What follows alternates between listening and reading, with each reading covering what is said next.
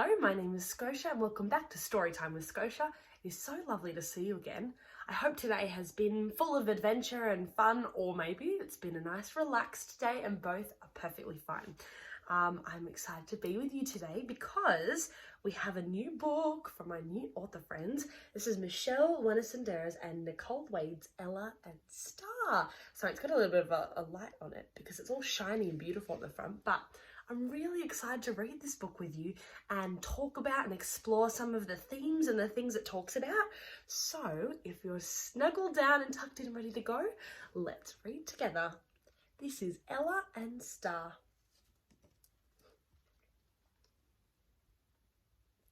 Hi, Bonny. Hi, Ella.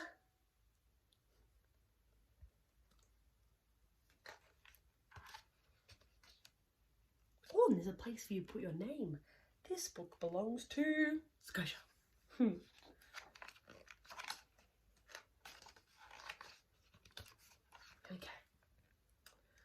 Bonny lived next door to Ella. She would slip through a gap in the fence to Ella's yard, and Ella would squish back to Bonny's. Together, they would dance under swirly snow in spring, leap through rainbows in summer, catch starry sprinkles in autumn, watch fireworks whiz, zigzag, and pop in winter. You see that? Doesn't that look fun? Except for school. They weren't together then. That's because Ella went to Springwood Public School at the end of their street. And Bonny was homeschooled, which meant all of her lessons were at home. Bonny wished she could be at school with Ella, but loud noises and so many things happening at once made Bonny feel it was all too much. Attention shoppers, honk, beep, beep, beep. Sale aisle 7, boom, tick-tock, rrr, shree, rrr, hello, ring, vroom. School was super noisy too. Luckily, homeschooling was pretty fun.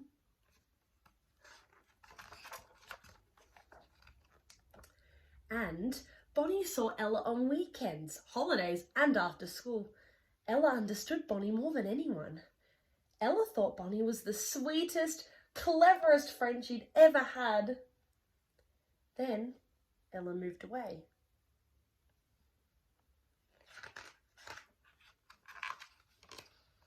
A new family moved in, Mr. and Mrs. Tan with their chattering chickens. Mr. Tan swiftly mended the gap. The new fence palings faded bit by bit, but Bonny's memories remained bright. Squawk.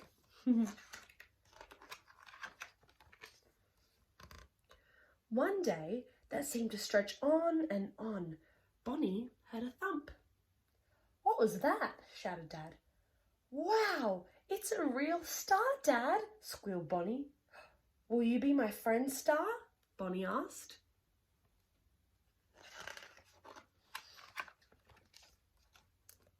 Together they felt the tickle of tiny feet, studied newborn spiderlings.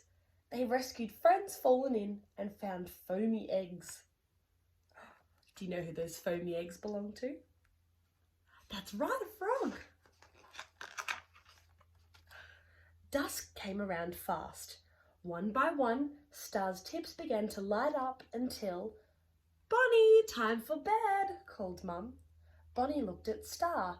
Star turned to the rose-tinted sky. Oh, it's getting dark. You need to be back in the sky, said Bonny. For explorers to study stars through their telescopes, for making camping magical, for comforting those missing someone special. And you need to make wishes come true.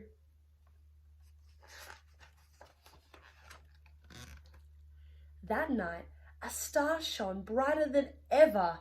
It was as if golden beams twinkled right into her heart. Star, is that you up there? Bonny closed her eyes and whispered, I wish I had a friend like Ella and Star.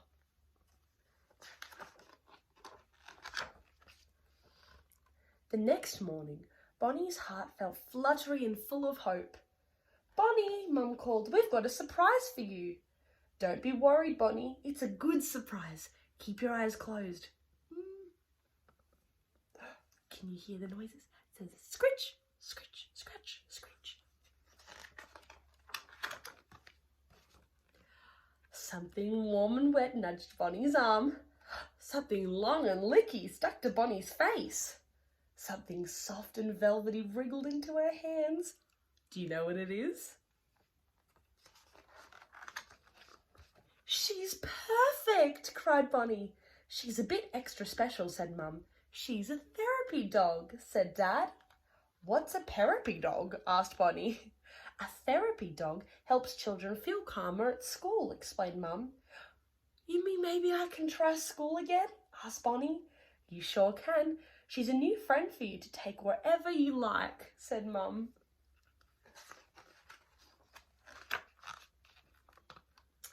And we know she's not Star, said Dad. And we know she's not Ella, said Mum. But you know what? I want to call her Ella or Star. But which? Said Bonny. I have got it! Stella! She's mixed the names together. Bella and Star makes Stella. Look, she's on her way to school. Oh, she's on a beautiful picnic with her new dog, Stella. Wasn't that beautiful? Thank you so much for joining me as we read that. I think it's really important to read books like that because they help explain some things that maybe you've not talked about before. One of them being sensory issues. Maybe you have a friend with sensory issues or you yourself experience those kinds of things.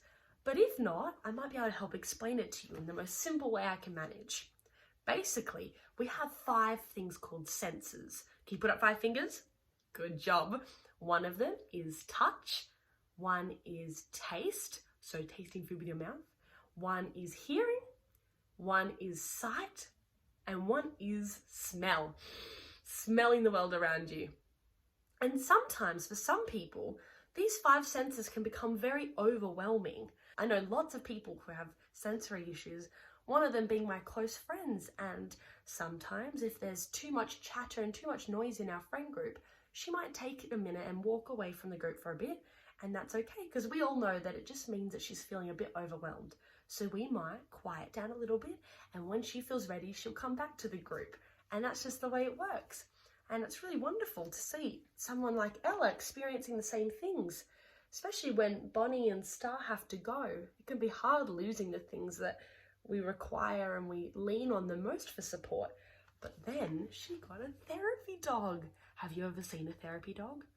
They're pretty cool and they're pretty friendly too, which is awesome.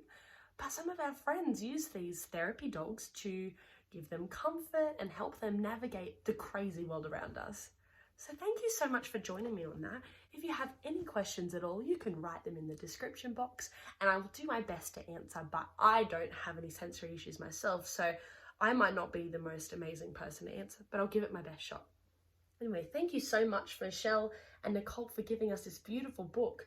I think it's very important to read and I'm very grateful that I got to share it with you guys. Thank you so much for joining me. Hope you have a really good night's sleep tonight and I will see you very soon.